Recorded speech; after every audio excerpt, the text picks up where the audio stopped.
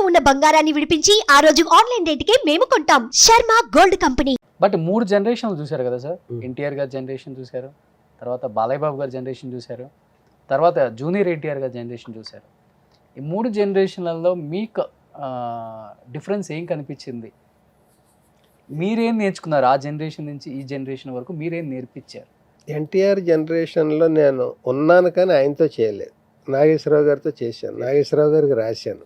ఎక్కువ కాకపోయినా 2 సినిమాలు నటించాను, 2 సినిమాలు రచన చేశాను. రాజేశ్వరి కళ్యాణం, డాడీ డాడీ దానికి రైటర్ నేను. అలాగా అంటే ఆ జనరేషన్లో ఉన్నట్టే. ఆయనకి రామారావు గారికి రాయలేకపోయినా కూడా ఆ జనరేషన్ చూసినట్టే కదా. తర్వాత జనరేషన్ నేను రైటర్గా ఉన్నప్పటిది నేను యాక్టర్గా మారింది. నేను జనరేషన్స్గా మలుచుకుంటే ఆ 2 కూడా నేను ఎంజాయ్ చేశాను.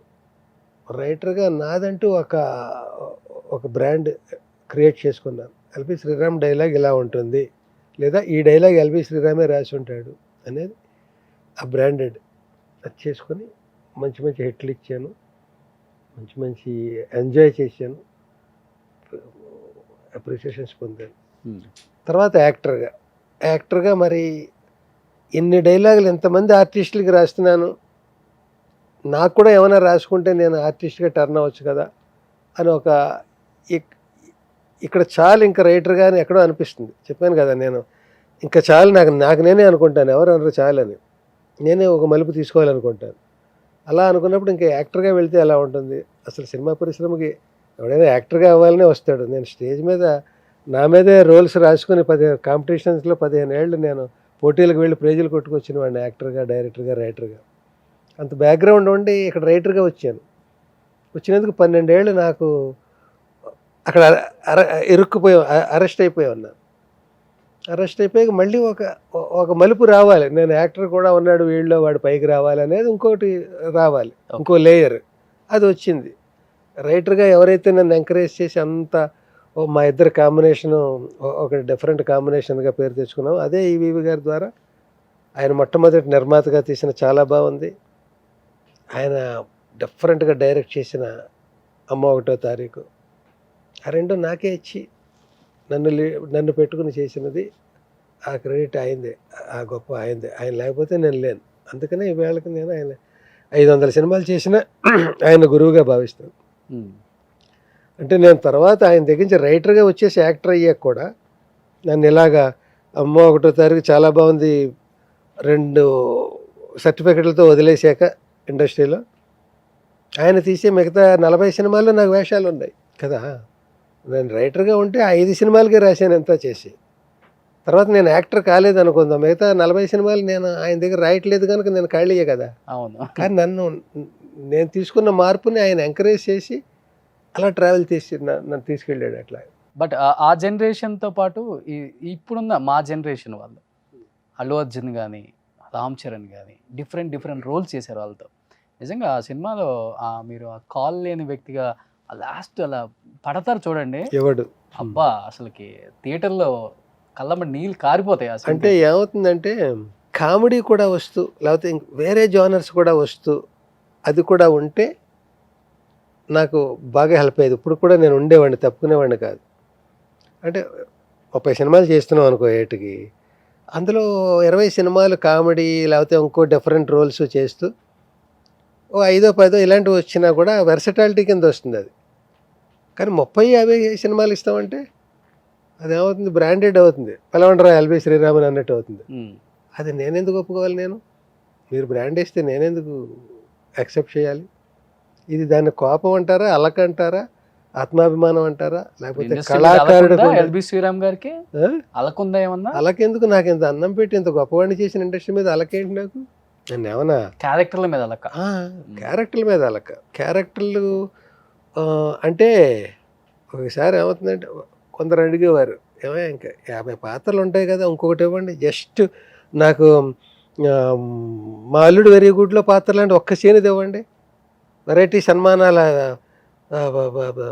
చిటుకులు అనడం, బ్రహ్మానందం గారికి సన్మానం సౌండ్స్ చేస్తాను, లేకుండా. రారా వీపీ అని బ్యానర్ కడతాను. ఏంటయ్యా బుద్ధి లేకుండా నన్ను రారా అంటావు? అప్పుడు ఆ రారా కాదండి, రారా స్వామి రా, అందులో రారా వాడానండి.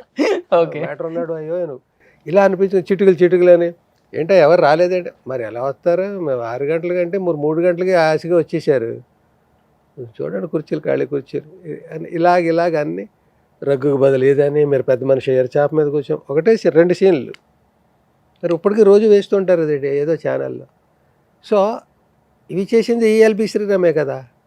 ప్యాథటిక్ వాళ్ళు ఏమనివారంటే, ఓకే మీకు కామెడీ క్యారెక్టర్ ఇస్తాం, మాకు ఈ క్యారెక్టర్ ఉంది సినిమాలో, ఇది ఎవరికి ఇమ్మంటారు చెప్పండి. ఓకే. మీరు కామెడీ ఇది 2 చేయగలరు, ఇది చేసేది ఎవరు చెప్పండి.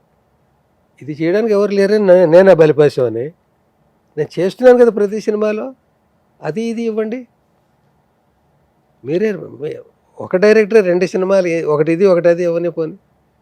ఇంకా అంతే సినిమాలో మన బ్రాండ్ అంటే అంతే. జడ్జి వేషాలు అంటే జడ్జి వేషాలే, లేకపోతే ఇంకొక ఇలాంటివంటే ఇలాంటివే.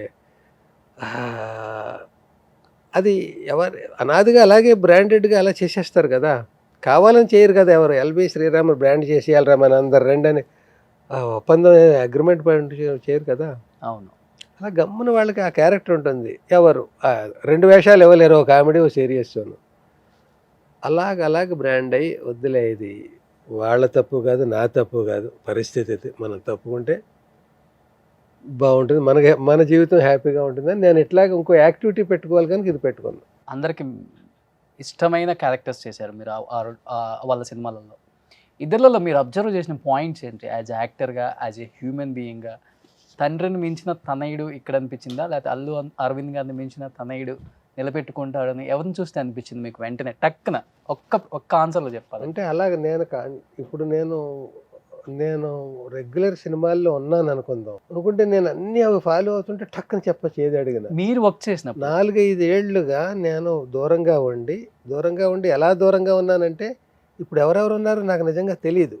మీరు వర్క్ చేసినప్పుడు ఎందుకు తెలియదు అంటే, ఇది పూర్తి చేసేస్తా. ఎందుకు తెలియదు అంటే, నేను అందులోంచి తప్పుకున్నానంటే మళ్ళీ ఆ వేషాలు కాక వేరేది ఇస్తే వెళ్దాం అని అలాగే అది అయినప్పుడు నేను పేపర్ తెప్పించలేదు. 2-3 పేపర్లు ఇంటికి వచ్చేవి. పేపర్ వద్దు, టీవీ ఏదో వచ్చి ట్రాన్స్ఫార్మర్ ఏదో కాలి ఇది టీవీ పోయింది, మళ్ళీ టీవీ కొనలేదు.